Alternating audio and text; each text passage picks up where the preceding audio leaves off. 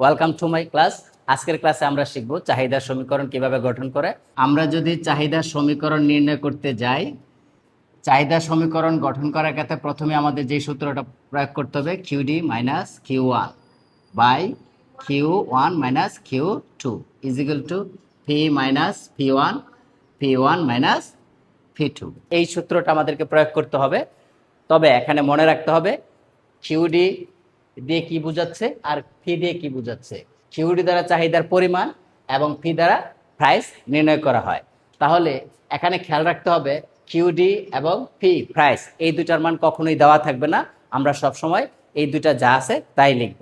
শুধুমাত্র এখানে আমাদেরকে খেয়াল করতে হবে যখনই সমীকরণ গঠন করব আমাদের phi one phi two Q one Q two, অর্থাৎ ফি ওয়ান দ্বারা প্রাথমিক দাম, ফি টু দ্বারা পরিবর্তিত দাম, অর্থাৎ দামের পরিবর্তন হলে যেটা প্রকাশ করা হয়। একইভাবে যদি আমরা প্রয়োগ করি চাহিদার পরিমাণের ক্ষেত্রে, সেই ক্ষেত্রে কি প্রথমে কিউ ওয়ান প্রাথমিক চাহিদা, কিউ টু পরিবর্তিত চাহিদা। তাহলে আমরা লিখি এখানে ফি ইজ ইকুয়াল টু দাম, Q D is equal to চাহিদার পরিমাণ, P one is equal to প্রাথমিক দাম, P two is equal to পরিবর্তিত দাম, Q one is equal to প্রাথমিক চাহিদার পরিমাণ, Q two is equal to পরিবর্তিত চাহিদার পরিমাণ।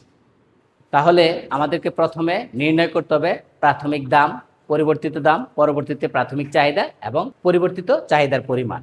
যদি কখনো উদ্দীপকে phi one phi two Q one Q two এগুলার মান দেওয়া থাকে তাহলে প্রথমে আমাদেরকে উদ্দীপক থেকে তাদের মান নির্ণয় করতে হবে। আর সবসময় মনে রাখতে হবে ফি এবং কিউডি এই দুটার মান কখনোই দেওয়া থাকবে না এবং আমাদের এই দুটা মানের প্রয়োজনও নেই। আমি যদি আবারও বলি, চাহিদার সমীকরণ নির্ণয় করার ক্ষেত্রে আমরা সাধারণত এখানে যে সমীকরণটা লিখেছি সেটা আমরা কি প্রয়োগ করব। এই সমীকরণ দিয়ে কি বোঝানো হয় সেটা প্রথমে আমরা খেয়াল করব। Q D minus Q one by Q one minus Q two, আবার ডান পাশে থাকবে সমান চিহ্ন দিয়ে P minus P one minus P two. এখানে ফি এবং কিউডির মান দেওয়া থাকবে না। ফি দিয়ে প্রকাশ করতেছে দাম, প্রাইস, আর যদি কিউডি প্রকাশ করতেছে কোয়ান্টিটি অফ ডিমান্ড, চাহিদার পরিমাণ। আর ফি ওয়ান ফি টু দিয়ে প্রকাশ করতেছে দুইটা দাম। প্রথম দামটাকে প্রকাশ করছি প্রাথমিক দাম, সেটা হচ্ছে ফি ওয়ান, আর পরিবর্তিত দাম যেটা নতুন করে পরিবর্তন হবে, কমতেও পারে বাড়তেও পারে, সেটা হচ্ছে ফি টু। আর যদি চাহিদার পরিমাণ নির্ণয় করি সেই ক্ষেত্রে প্রথম যে চাহিদাটা দেওয়া থাকবে সেটা হচ্ছে প্রাথমিক চাহিদা, কিউ ওয়ান দিয়ে প্রকাশ করব। আর চাহিদার পরিবর্তন হলে সেটা বাড়তেও পারে কমতেও পারে, তাহলে কি হবে Q two. Q two is equal to পরিবর্তিত চাহিদার পরিমাণ। ক্লিয়ার এখন এতটুকু? আচ্ছা, এই ক্ষেত্রে আমরা উদ্দীপকের যে মানগুলো দেওয়া থাকবে প্রথমে সেটা নির্ণয় করতে হবে। এখন এই ক্ষেত্রে আমরা কি করব, একটা নির্দিষ্ট মান আমরা ধরে নেই। ক্লিয়ার? এখন একটা নির্দিষ্ট মান নিয়ে আমরা দেখব সেটা কিভাবে প্রমাণ করা যায়। ক্লিয়ার? ওকে, তাহলে মনে করি যেহেতু ফি এবং কিউডির মান দেওয়া থাকবে না, প্রাথমিক দাম মনে করি দেওয়া আছে কত, 10 টাকা। পরিবর্তিত দাম দেওয়া আছে মনে করি 9 টাকা। প্রাথমিক চাহিদার পরিমাণ দেওয়া আছে 100 একক। পরিবর্তিত চাহিদার পরিমাণ দেওয়া আছে মনে করি 120 একক। এখন এখানে একটু খেয়াল করেন যে দাম যখন 10 টাকা তখন প্রাথমিক চাহিদার পরিমাণ কত, 100 একক। আবার দাম যখন কি বাড়ছে না কমছে, কমে গেছে, তা দাম যখন হ্রাস পেয়েছে তখন চাহিদার পরিমাণ কি বৃদ্ধি পেয়েছে। আমরা জানি দাম এবং চাহিদার মধ্যে সম্পর্ক কি বিপরীতমুখী। গুড, তাহলে বিষয়টা খেয়াল রাখতে হবে। যদি কখনো উদ্দীপক দেওয়া থাকে দাম 10 টাকা মনে করেন দেওয়া আছে, দাম যদি প্রথম যেটা দেওয়া থাকবে তার পরবর্তী দামটা দেখবেন বাড়ছে না কমছে। যদি মনে করেন বাড়ছে তাহলে সেটা কি হবে, চাহিদার পরিমাণ কমবে। আর যদি দেখেন যে কমছে তাহলে চাহিদার পরিমাণ বাড়বে। এটা খেয়াল রাখবেন, মান চাহিদা থাকুক আমরা এটা খেয়াল রাখবো। ক্লিয়ার এতটুকু? আচ্ছা, এখন এই যে উদ্দীপকের মানগুলা নিয়ে নিলাম আমরা, এখান থেকে কি নির্ণয় করব, চাহিদার সমীকরণ গঠন করব, তাই তো? এখন এই মানের সাহায্যে আমরা চাহিদার সমীকরণ লিখবো। তাহলে আমরা লিখবো, আমরা জানি চাহিদার সমীকরণ, আমরা জানি চাহিদার সমীকরণ। যখনই আমরা চাহিদার সমীকরণ গঠন করব তখনই প্রথমে কি করব, আমরা এই সূত্রটা প্রয়োগ করব। তাহলে আমরা লিখবো, আমরা জানি চাহিদা সমীকরণ Q D minus Q one by Q one minus Q two is equal to P minus P one minus P two. Clear এতটুকু? তাহলে এখন আমরা খেয়াল করি কিউডির যেহেতু মান দেওয়া থাকবে না, কিউডি মাইনাস কিউ ওয়ানের মান কত দেওয়া আছে এখানে 100 একক, তাহলে আমরা 100 লিখবো। 100 মাইনাস কিউ2 মান কত দেওয়া আছে? 120 একক, তাহলে 120 লিখবো সমান পি এর মান দেওয়া থাকবে না, P1 = কত দেওয়া আছে? 10 টাকা, তাহলে আমরা এখানে লিখবো 10, এখানে 10 মাইনাস কত? P2 মান হচ্ছে 9। তাহলে এখন কিউডি থেকে কি 100 বিয়োগ করা যায়? কিউডি থেকে 100 বিয়োগ করা যায় না, তাহলে আমরা যা আছে তাই লিখবো, কিউডি মাইনাস 100 বাই 100 থেকে 120 যদি বিয়োগ করে তাহলে কি থাকে? 20 থাকে, কিন্তু বড় সংখ্যা 120, তাহলে মাইনাস 20। পি থেকে বিয়োগ করা যায় না, যা আছে তাই লিখবো। 10 থেকে 9 চলে গেলে 1 থাকে। ক্লিয়ার এখন এতটুকু? এটা নিয়ে কোনো প্রশ্ন আছে? এবার এখান থেকে কি কোনো সমীকরণ করা যায়? দেখেন তো, একটু খেয়াল করেন তো।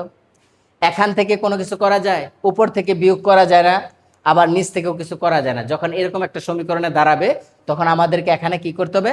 আর গুণন করতে হবে। ক্লিয়ার এখন এতটুকু? তাহলে কি করব? এই উপরের যে সংখ্যাটা রয়েছে তার সাথে এই ডান পাশের নিচের সংখ্যাটিতে গুণ করবো, আর গুণ। ক্লিয়ার এতটুকু? ওকে, তাহলে আমরা এখন লিখি আর গুণ হচ্ছে, যেহেতু আমরা চাহিদা সমীকরণ নির্ণয় করব, খেয়াল রাখবো সবসময় কিউডিটা বাম পাশে রাখার জন্য। মনে থাকবে এতটুকু? যেহেতু আমরা চাহিদা সমীকরণ নির্ণয় করব, তাহলে কি করব? এই কিউডি বাম পাশে রাখবো। তাহলে এই সংখ্যাটা আগে লিখি, 1 দিয়ে গুণ করলে কি হয়?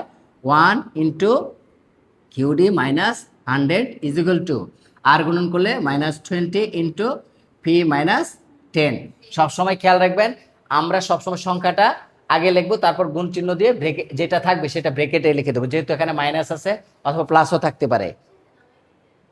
একসাথে কিভাবে নামাবো? হ্যাঁ, হ্যাঁ, এটা আবার আমরা একসাথেও করে দিতে পারি, যেহেতু মাঝে মধ্যে হয় কি যে প্লাস মাইনাস আমাদের ভুল হয়ে যেতে পারে। এই কারণে আমরা করি কি, যে সরাসরি প্রথমে আমরা উপরের সংখ্যাগুলো নামিয়ে নিই, তার পরবর্তীতে গুণ করি। খেয়াল করেন, একটু দেখেন, 1 দিয়ে যদি গুণ করি, কিউডি কে কিউডি, এই মাইনাসের মাইনাস, তাহলে 100 কে 100 সমান 20 পি কে 20 পি মাইনাস আছে -20 পি। আবার যদি এটাকে গুণ করি মাইনাসে মাইনাসে প্লাস, তাহলে কত আসে? তাহলে আসে 200। ক্লিয়ার এখন এতটুকু? এখন এখানে কি করা যায় খেয়াল করেন, যেহেতু সংখ্যা আছে এই পাশে, আমরা শুধুমাত্র এখানে কিউডি রাখবো, বাকিটা ওই পাশে নিয়ে নেব।